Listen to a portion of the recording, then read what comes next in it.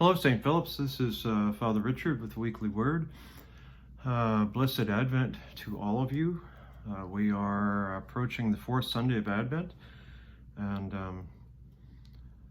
the season is drawing to a close, and then all the rejoicing of Christmas. We all look forward to Christmas, of course. Everything's different this year, as we all well know. We had an Advent quiet day at the church yesterday. Had a few people show up for that, just to kind of sit in silence and have a little bit of liturgy and some readings.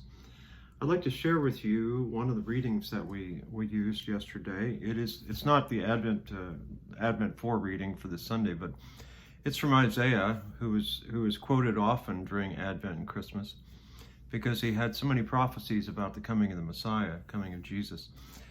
So this is from Isaiah 35.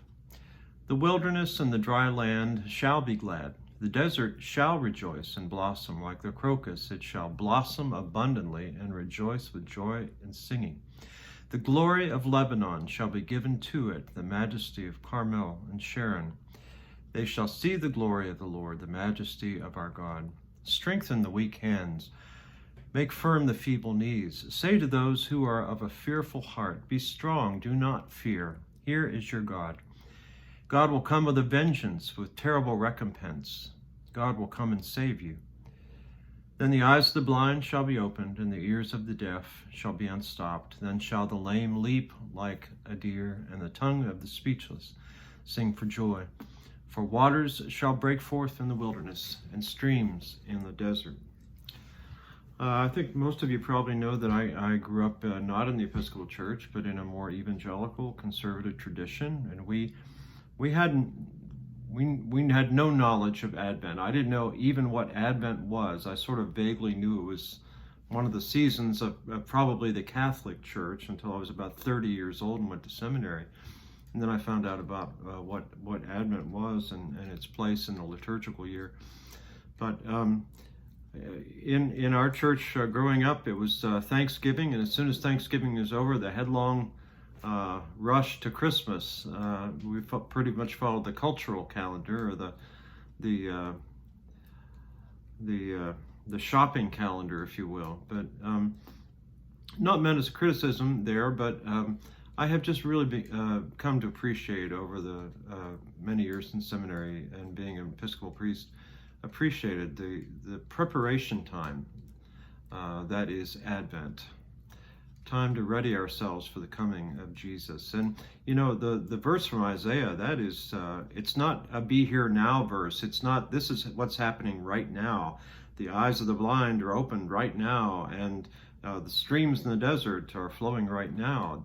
That was a prophecy to people who were living in exile in Babylon, and who were hoping and praying and waiting and wondering and wishing, where is God? When will God deliver us? When will God come?